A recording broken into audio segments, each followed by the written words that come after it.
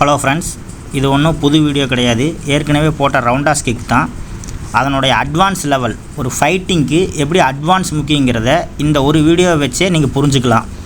Maximum பார்த்தீங்கன்னா ஆப்நெட்டை பின்னாடி இருக்கிற காலை எடுத்து தான் கிக் பண்ணுவாங்க. ஆனால் நான் சொல்லிக் கொடுக்குற இனிமேல் அட்வான்ஸ் கிக்குங்கிறது முன்னால் இருக்கிற காலை வச்சு பயன்படுத்துகிறது. இப்போ பாருங்கள், ரவுண்டாஸ் கிக்கை பின்னால் இருந்து தான் எடுத்து அடிக்கிறேன். நல்லா கவனிங்க. அதாவது பின்பக்க கால், வலது கால் எடுத்து அடிக்கிறேனுங்களா. இப்போ பாருங்கள், இது அட்வான்ஸ் டெக்னிக்கு. ஆப்நெட்டை முன்னால் இருக்கிற கால்லையே ரவுண்டாஸ் கிக் அடிக்கணும். அங்கே பாருங்கள், 1. அந்த மூவிங்கை பாருங்க, உங்களுக்கு புரியும். அந்த காலோட மூவிங்கை பாருங்கள். பின்னாடி இருக்கிற கால் முன்னால் வந்துடுது. முன்னால் இருக்கிற காலில் தான் கிக்கு ரைஸ் ஆகணும். அந்த மூவிங்கை பாருங்கள். பின்னாடி கால் முன்னாடி வந்துடுது. முன்னாடி இருக்கிற காலில் தான் கிக் ஆகுது.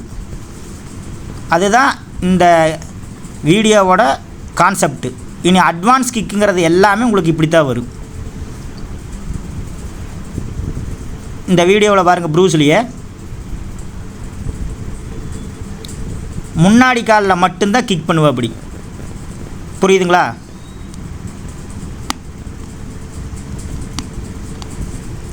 இதில் எங்களுக்கு அட்வான்ஸ் கிக்கும்பாங்க. இதையே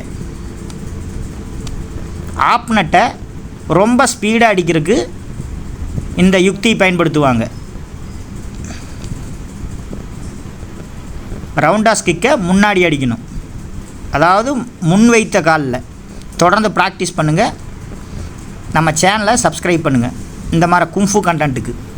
தேங்க்யூ.